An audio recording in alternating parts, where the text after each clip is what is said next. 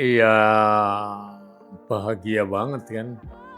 Satu yang dikejar oleh orang film adalah penghargaan. Dan ketika akhir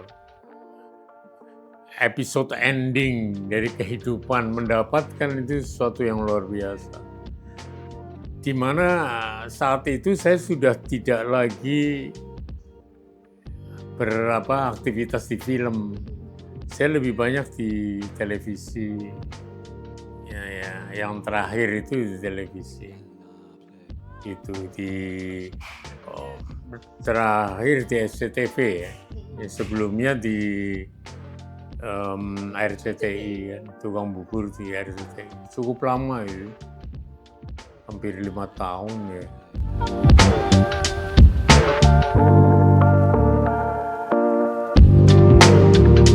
Bagi saya kenangan juga ya, kenangan yang luar biasa kan. Setiap insan perfilman yang diharapkan adalah penghargaan. Awal dari saya berkiprah menjadi sutradara itu juga saya nawaitunya itu untuk sampai dapat penghargaan. Sehingga film saya pertama, Pasukan Berani Mati, itu sebenarnya sebuah penolakan yang diaktualisasikan dengan saya tantang produser kalau membuat film perang yang berani saya mau. Saya pikir nggak akan berani karena selama itu yang membuat film perang adalah badan-badan pemerintah. Ternyata Mr. Cobb mau. Nah itu dibikinlah Pasukan Berani Mati. Walaupun sebelum itu saya pernah membuat film anak-anak, cuma yang saya ini kan adalah saya akan muncul menjadi sutradara pertama di film anak-anak. Ternyata saya menang pertama di film anak-anak. Si Badung itu kan film anak. Karena itu obsesi saya membuat film anak-anak. Nah, Pasukan Berani Mati itu sebenarnya sebuah penolakan. Saya ingin menolak tawaran itu dengan membuat film biaya mahal. Dengan catatan prediksi saya, produser nggak akan berani. Nggak taunya berani. Wah, kalang kabut mengumpulkan properti zaman itu dan sebagainya. Ya hasilnya itu.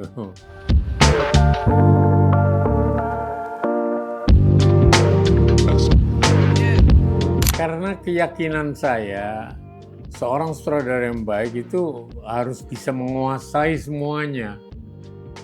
Art directing menguasai. Saya film ketiga saya berapa ya? Saya udah art director dari dekorator jadi art director. Jadi art director ada yang narik menjadi Astrada Montingo Bushe, kemudian ada tawaran menjadi sutradara gitu. Jadi tetap saya dalami semuanya gitu.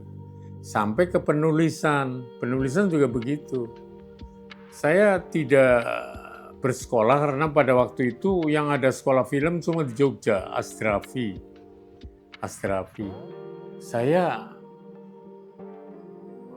Saya lebih baik praktek aja langsung. Di Jakarta belum ada IKJ, baru ada ATNI. Saya tidak tertarik di bidang acting karena saya tahu diri bahwa wajah saya di bawah pas-pasan untuk menjadi seorang pemain gitu. Padahal ganteng. Sebagai seorang pemain enggak. Gitu. Jadi saya akan di kru. Saya yang akan mengatur pemain itu.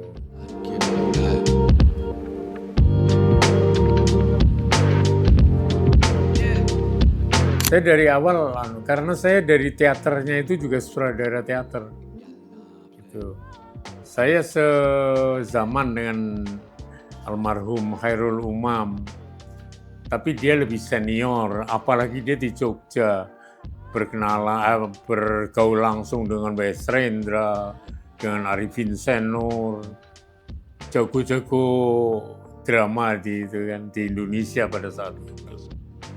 Nah, Hairul Umam ngomong saya, kamu kumpulkan semua kelompok teater di Tegal, nanti saya akan bengkeli.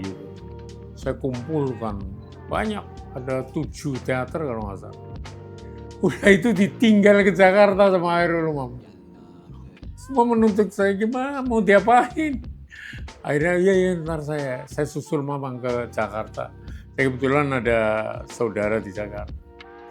Saya susul ke Jakarta, malah ikut film. Saya tinggal juga teman-teman saya.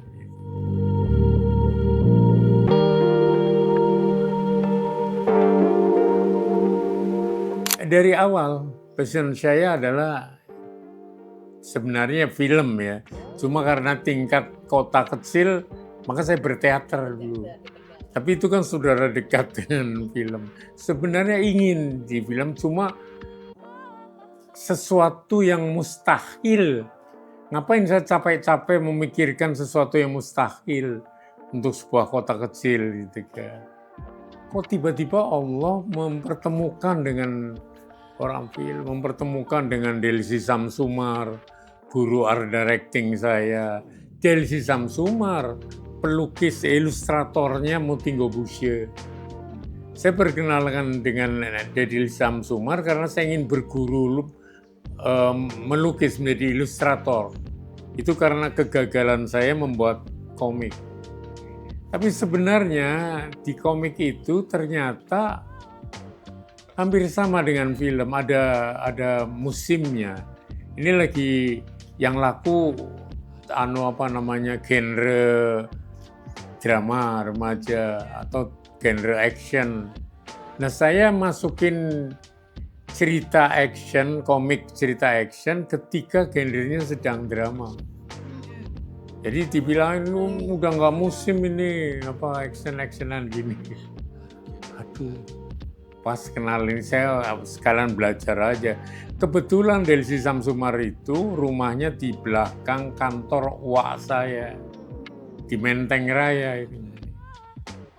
Udah saya belajar itu, baru berapa hari saya minta izin pulang dulu, mau minta izin sama istri saya waktu itu udah menikah. Delsi ngabarin, kalau kamu mau sukses, Jakarta lah tempatnya. Sekarang Om mau bikin film sama Motinggo Busye. Gitu.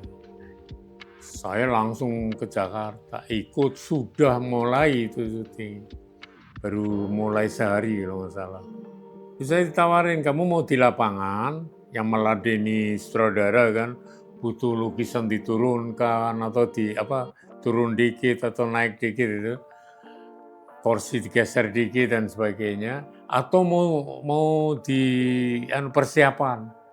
Persiapan itu adalah mempersiapkan set untuk next shooting gitu. Hari ini ruangan ini, besok mau masuk ruang lain atau rumah lain, itu persiapan. Enggak, saya di lapangan aja. Saya pengen tahu gimana sih. Mau kaget juga kan, beda, itu baru sepotong dikit cut. Sepotong dikit cut diulangan. Ini gimana ya anunya? Saya tanya sama Astradanya itu baik sekali. Dia menerangkan, oh itu nanti ada proses editing. Gambar-gambar yang sepotong itu disambung-sambung, nanti menjadi suatu kesatuan. Ya. Sampai selesai itu editing kan, saya ikut karena pengen lihat editing. Sampai melamar ke bagian ini OB yang antar-antar, supaya saya bisa nganter kopi atau apa ke dalam ruang editing sehingga saya bisa nonton. Wah, dan Motinggo itu almarhum itu orangnya baik banget. Ya ini kebetulan editornya itu juga anak muda juga, itu juga baik. Menerangkan ini gini. Saya ikut film yang pertama itu banyak ilmu yang saya dapat. decorating, syuting kan, pengaturan acting dan editing. Pelan saya pelajari sendiri, oh jadinya begini, begini. Kenapa begini? Kenapa itu harus close up? Itu penekanan supaya misalnya tamparannya itu bisa ini. Misalnya. Itu saya belajar banyak. Gitu. Nah kebetulan asisten sutradaranya itu, saya ingat namanya, Yusran Savano. Padahal bayangin tahun 71 loh itu. Saya ingat namanya dan sebagainya. Karena itu orang-orang yang saya anggap sangat berjasa pada saya. Jadi itulah ilmu-ilmu yang saya dapat. Kemudian saya bandingkan dengan film-film yang sudah ada. Pada saat itu film yang meledak sekali adalah Pengantin Remaja, sutradara Wim Umbo. Nah di kantor itu pada ngobrol kan, Motinggo dan asistennya, skrip dan sebagainya.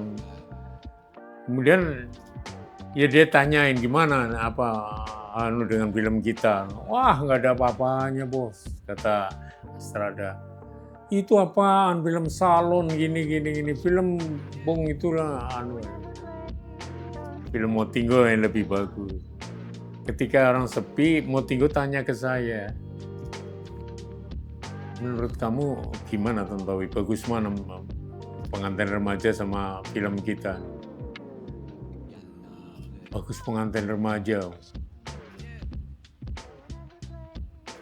Kamera work-nya itu sempurna. Walaupun ceritanya sederhana tapi menyentuh sekali dan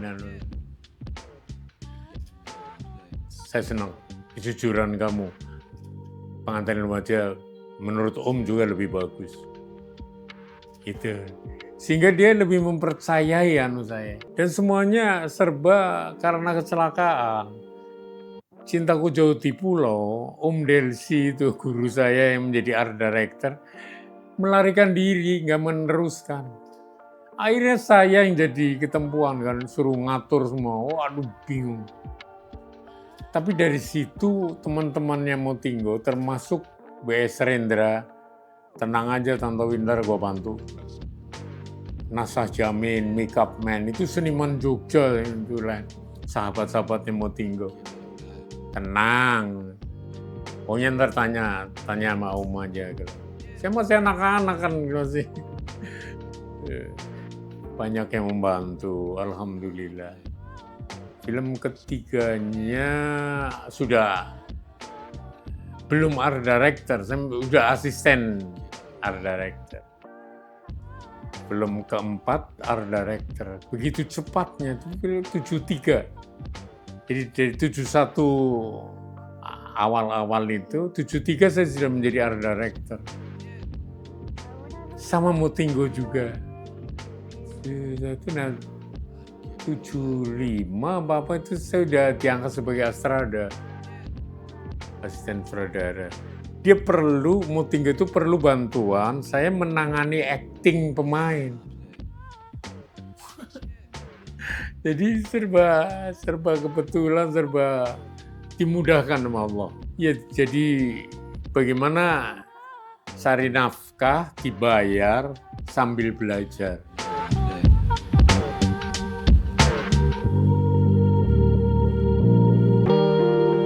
Kalau dari teknis alat itu cuma sekali aja kan, 3 kali lah. Dari seluloid ke televisi Tapi waktu itu yang kualitasnya rendah. Dari kualitas rendah itu menjadi ke kualitas yang bagus. Dari kualitas yang bagus itu cuma beberapa tahun sudah digital, ganti digital. Jadi ada beberapa tahap. Di seluloid, televisi tapi kualitas rendah, saya lupa namanya. Kemudian dari kualitas rendah ke kualitas yang lebih bagus, dari kualitas yang lebih bagus itu ke digital. Nah itu. Tapi dari ke digital itu saya sudah tidak menjadi sutradara yang menangani di lapangan itu. Saya udah menjadi penulis saja. Karena watak saya menyutradarai itu, saya harus dekat dengan pemain, menerangkan detailnya. Nanti kembali ke kamera, belum.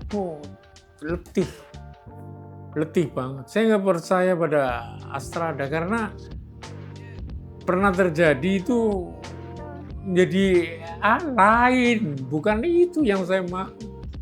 Akhirnya daripada capek 2-3 kali itu saya menerangkan langsung Astrada untuk yang figuran, yang apa gitu.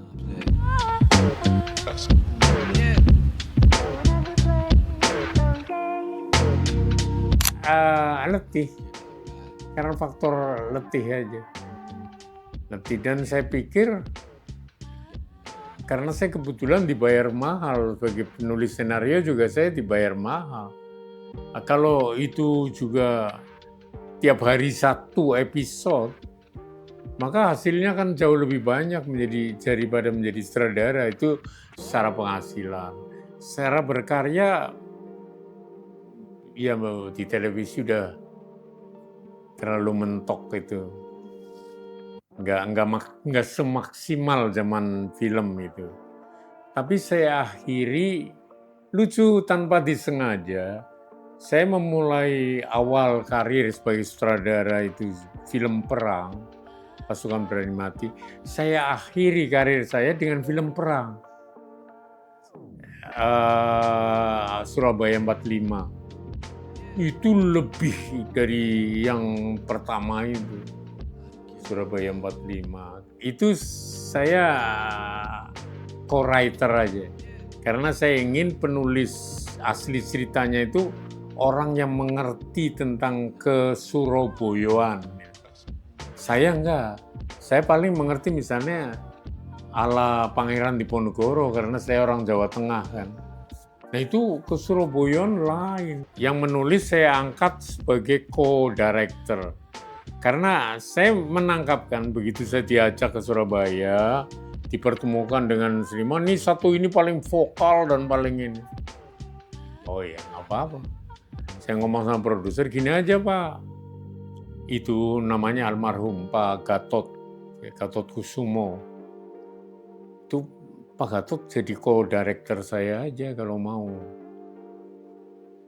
Atau ya terserah Bapak mau dia jadi sutradaranya juga nggak apa-apa. Oh enggak Pak, sutradara harus Pak Imam.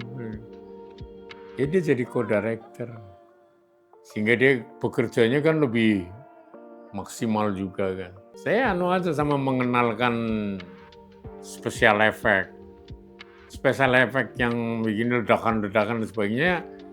Waktu di Pasukan Berani Mati dia itu cuma asisten aja, asisten nomor sekian dari special effect.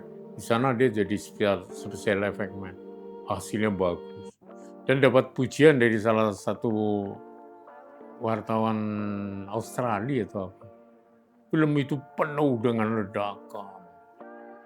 Apa mayat tubuh manusia berpentalan dan itu dibikin 5 tahun sebelum Private Ryan. Ada saya tapi nggak tahu di saya masih ada apa enggak itu komentar dari itu.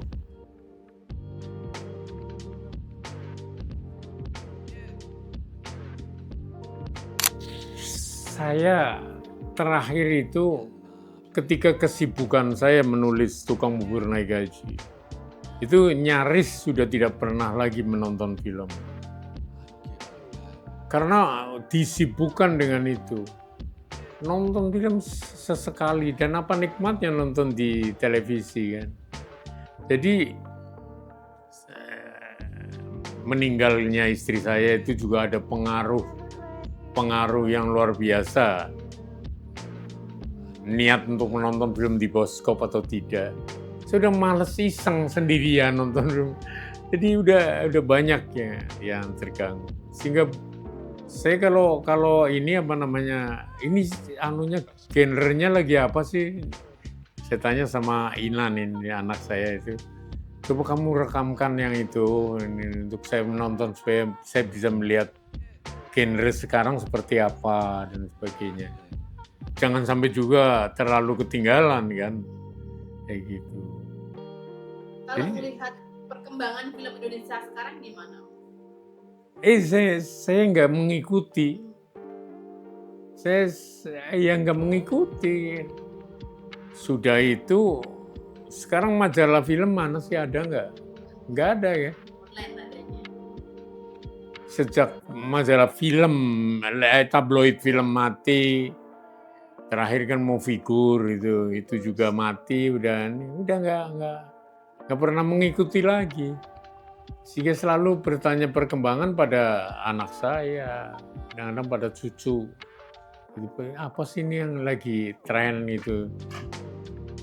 Ya, kadang-kadang gitu produser pesan film apa namanya ya, senario genre horor nih Pak. Seperti apa sih horor yang sekarang? Nah yang bagus itu yang Thailand punya. Saya nonton itu, wah itu bagus tuh, unik gitu, unik. Cuma ya menjadi komedi horor yang hampir sama dengan komedi horor Indonesia juga gitu kan, kayak gitu. Malah ada yang nggak masuk akal sama sekali, di Thailand ada perang itu. Kapan Thailand perang? Nggak pernah ada Thailand perang. Kalau Indonesia masih mungkin ya, perang di mana ini masih mungkin. Gitu. Jadi ngikutinnya gitu aja yang saya bikinkan, cuma nggak tahu udah dibikin apa belum sama Soraya. Jadi orang yang berpacaran sama hantu. Nggak tahu udah dibikin apa belum. Jadi ini anak muda, tampan, tapi nggak laku-laku.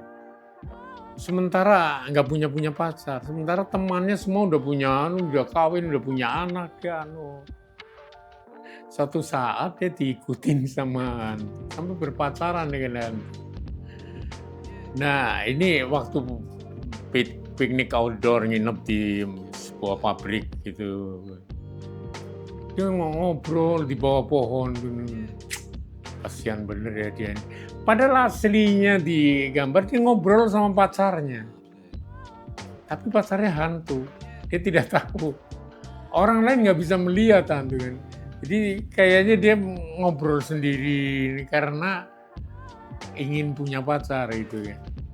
Jadi kesalahpahaman itu menyebabkan lucu. Unik. Dan saya dibayar cukup mahal sama Soraya itu. Itu produser yang paling bisa menghargai karya itu Soraya Sunil. Itu saya membikinkan awal kan itu yang Hamka itu, tenggelamnya kapal Van der Wijk. Itu saya yang buat. Jadi itu yang ditayangkan umum di bioskop itu dimulai udah pertengahan cerita. Jadi pencarian Zainuddin kepada keluarganya. Kalau yang ada, katanya ada penayangan ulang yang versi komplitnya itu dari awal. Dari awal bapaknya membunuh kakeknya, dipenjara di Nusa Kambangan, kemudian dibawa sama Belanda perang dengan orang Bugis, akhirnya kawin dengan orang Bugis. Lahirnya Zainuddin itu. Nah, saya begitu membaca non-fiksinya Bu Hamka, wah, saya kagum banget bagaimana halusnya pemberontakan dia kepada adat itu di film Tenggelamnya Kapal Van der Wijk. Dia bikin itu Zainuddin itu menderita sekali. Itu pemberontakan dia pada adat. Dan benar sesudah dia di Jakarta, Hamka nggak pulang lagi ke Maninjau. Saya itu hunting itu sampai ke Danau Maninjau, ke rumah Buya Hamka yang dibangun untuk museum. Dan museum itu yang banyak mendatangi itu orang Malaysia. Orang Indonesia justru Orang Malaysia setiap bulan itu banyak banget. Itu di apa namanya Soraya saya bikin untuk itu.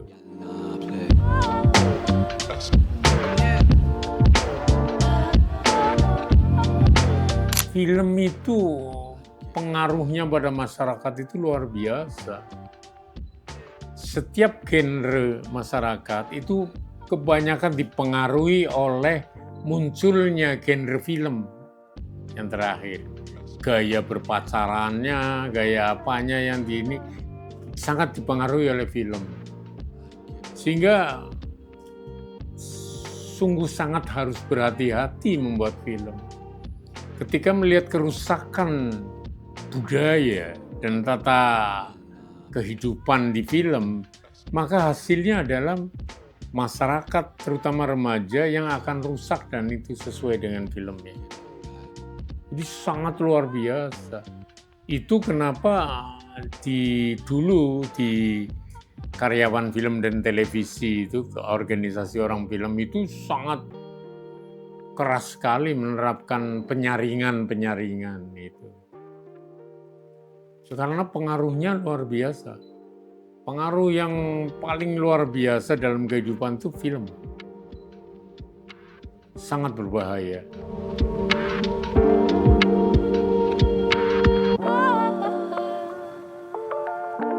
Iya, saya berpikir panjang seperti itu. Silakan lihat karya saya ini, nggak akan ada film seks atau film action ya ada, tapi film seks enggak. Karena saya takut itu imbasnya kepada generasi muda itu luar biasa, sangat luar biasa. Sehingga saya kan cuma sekedar berkarya gitu. Oh nggak begitu. Berkarya kamu itu adalah memiliki tanggung jawab kepada generasi mendatang. Tanggung jawabnya luar biasa. Apalagi ketika bioskop itu sekarang ini kan 21 doang kan. Dulu sebelum 21 itu ada bioskop dari kelas misbar, kelas gerimis bubar, sampai kelas sekedar atap seng, sampai sekedar gedung tapi dengan seat yang banyak, 600 seat. Baru muncul 21 kan. 21 itu menggilas semua gedung dari yang 600 seat sampai yang 600 lebih seat tapi sound system dan tidak terjaga, sampai ke bioskop misbar. Nah sekarang ini mau dibangkitkan lagi bioskop seperti itu. Ada itu, dan itu anak bos saya dulu ini, Sonu Samtani, Sonia yang Rapi Film. Dulu Rapi Film, terus ganti MK Pak? Mega Kreasi ya? Nah itu baru kemarin dirilis nambah sama Menteri Kebudayaan. Baru aja kemarin. Nambah apa? Nambah bioskop yang di daerah. Iya. Itu dia mau menghidupkan itu. Mau menghidupkan itu. Dan itu luar biasa hasilnya. Saur Sepuh yang meledaknya luar biasa dari bioskop misbar sampai ke 21. Itu jumlah penontonnya nggak mencapai 1 juta. Kan lucu sekali sekarang itu film itu 6 juta. Kalau Saur Sepuh dihitung kayak gini berapa ya? Itu dulu Leo Sutanto, itu dia bekerja di yang mengatur bioskop 21. Dia filmnya apa? Beradu sama Saur Sepuh 1. Bioskop dia 2 itu kosong, sementara Saur Sepuh itu mengular sampai ke tangga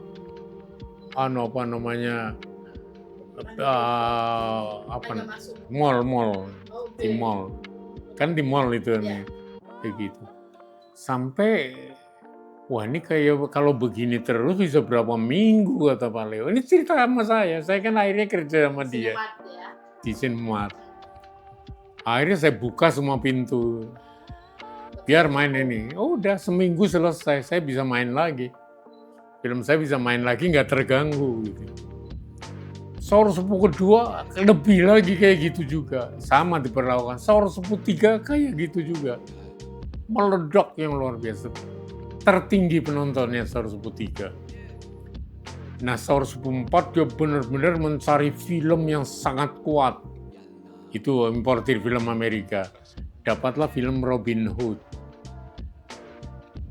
3 bulan sebelum beredar itu lagunya kan ada lagunya Robin Hood itu terkenal banget.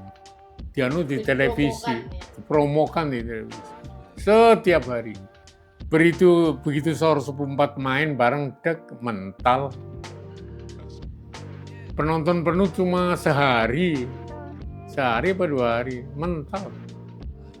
Itu benar-benar dipersiapkan film yang mampu menandingi Saur Sepuh. Gitu. Dia bercerita sama saya, Pak Leo. Jadi luar biasa film itu, bertarung dengan film impor. Nah sekarang mau dibangun lagi bioskop-bioskop itu. Dan saya yakin itu luar biasa. Masa dia kayak misalnya di Tegal aja. Di Tegal itu ada bioskop sampai ke kabupaten itu. Di Selawi aja ada 2. Benjaran 1. Di Tegal itu ada 5 bioskop, yang kelas itu. Bukan kelas 21. Ada 6 atau 7 bioskop. Begitu muncul 21, cuma 2 yang 5 nggak ada. Penontonnya kemana? Pada nonton di mana? Mereka kemampuannya tidak untuk menonton 21. Gitu. Akhirnya menunggu televisi, main di televisi gitu kan. Kayak gitu. Nah sekarang itu mau dibangkitkan lagi, makanya saya ngomong sama Sunu ini, pemikiran lu luar biasa Sun, itu luar biasa. Itu jangan salah, penontonnya itu luar biasa banyak.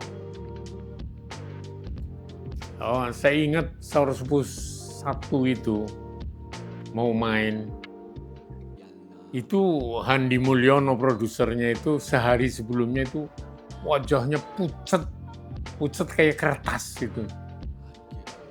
Pak Imam berdoa, Pak Imam ini kalau ini sampai nggak laku selesai kita. Oh iya Pak, saya kira Bapak sama saya bebannya itu lebih berat saya Pak. Saya memakai dana Anda untuk itu. Pak Ahong itu kan paling cuma pinjam kepada ini beberapa orang. Share modalnya itu kan paling. Saya itu luar biasa bebannya Pak. Karena waktu itu Saur Sepuh 1 film biasa itu budgetnya paling 250 jutaan. Saur Sepuh 1,5 M. Mau 6 kali lipat. Iya. Jadi makanya dia meledak luar biasa, tapi untungnya nggak begitu besar. Produser. Kalau bioskop itu luar biasa untungnya. Itu kalau mendengarkan sandiwara radionya, karena itu kan dibikin karena sandiwara radionya yang meledak. Itu luar biasa. Ini kudanya itu minimal 1.000 ekor nih dalam perang ini. Minimal nih. Image suaranya itu ya. Udah saya bikin. Di Jakarta kalau dikumpulkan kuda itu paling banter 50. Di Bogor 30 kuda. Di Bandung 30-35 kuda. Di Malang juga sekitar itu. Mana mungkin? Akhirnya saya hunting ke Sumbawa. Sumbawa banyak kuda, cuma kudanya itu nggak gagah. Gitu. Gagah, kurang tinggi. Gede tapi kurang tinggi. Nyebrang ke Sumba. Wah, kudanya kecil, tapi proporsional dengan kalau dinaiki itu. Dan banyak sekali. Dan saya tanyakan pengendara kuda itu, gimana Pak, di sini cukup banyak nggak yang bisa mengendarai kuda? Di sini Pak, perempuan hamil juga naik kuda Pak. Anak kecil 9 tahun juga udah naik kuda Pak. Wah, saya bikin kolosal. Sampai waktu itu El Manik itu pernah berhenti jadi pemain, jadi wartawan dia. Ikut ke sana kan, lihat syutingnya. Mereka rata-rata cuma ingin melihat gimana Tantowi menangani sekian ribuan pemain itu. Saya bawa 5 kamera. Ngambil ini, ngambil yang di jalanan, yang di atas mobil, ngambil. Gitu. Sehingga satu kali shoot itu kan 5 shot. Cover, sehingga nggak perlu banyak-banyak. Nggak perlu banyak-banyak shot itu diulang-ulang. Itu. Udah. Wah, puas sekali Pak Handi lihat pasukan kuda. Pak, ini apa yang kita bikin baru pas-pasan dengan sandiwara radionya Pak. Saya pengen lebih. Saya pengen begitu penonton melihat trailernya harus nonton. Gimana Pak Imam?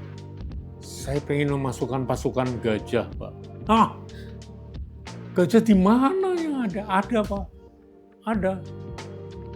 Di Waijepara di Lampung. Ada sekolah gajah kan. Ya udah silakan Pak.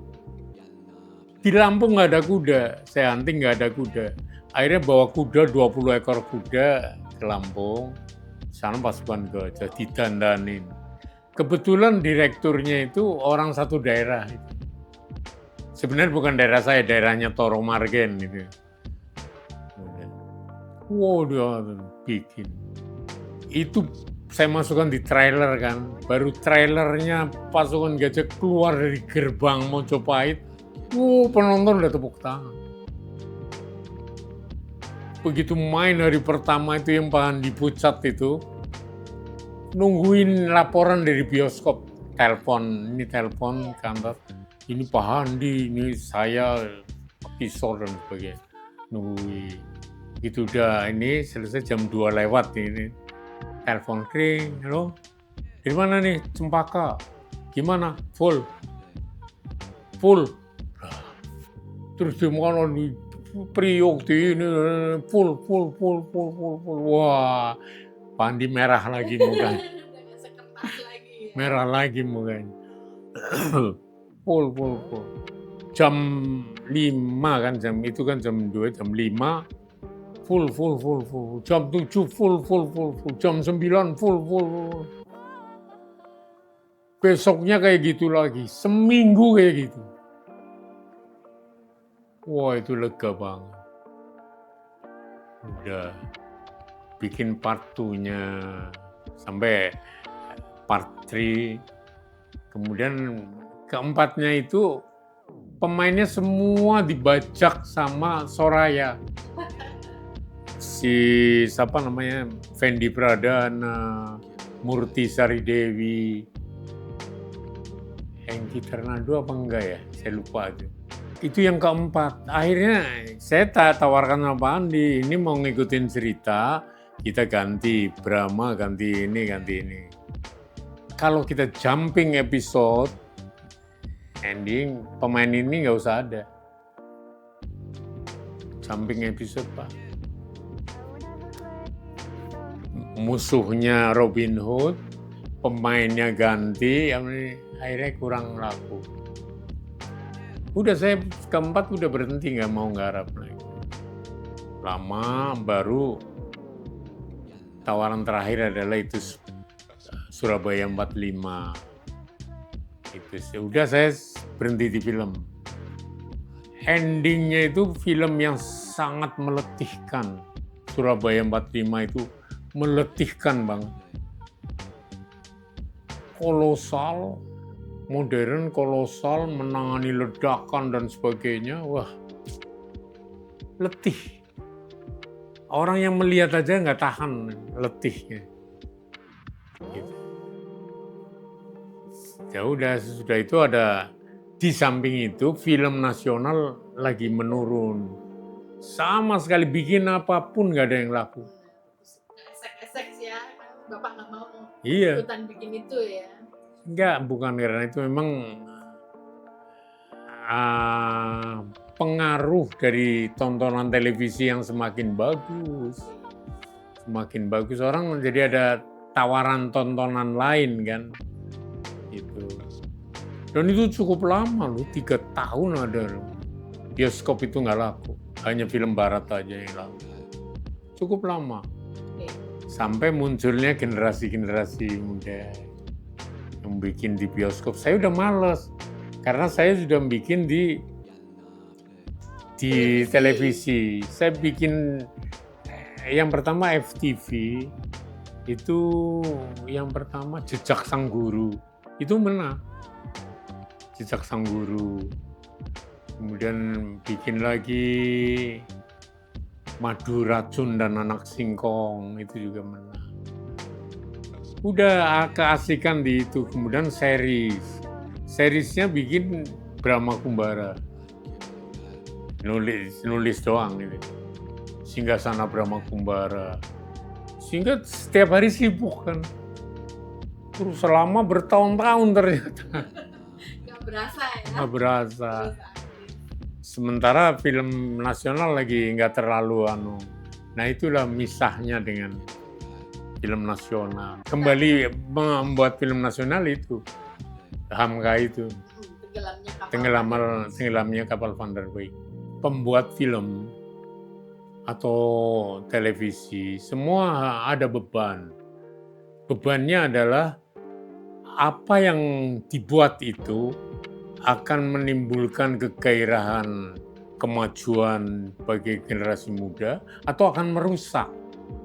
Ketika kita membuat film yang merusak moral, merusak attitude dan sebagainya, maka Anda menjadi bagian dari orang yang merusak generasi bangsa. Tapi kalau Anda bikin yang positif tidak menghibur. Bagaimana menghibur tapi positif? Maka Anda punya andil besar dalam memajukan memajukan anak bangsa. Saya kira itu harus dijadikan prinsip dalam berkarya. Tidak sekedar uang.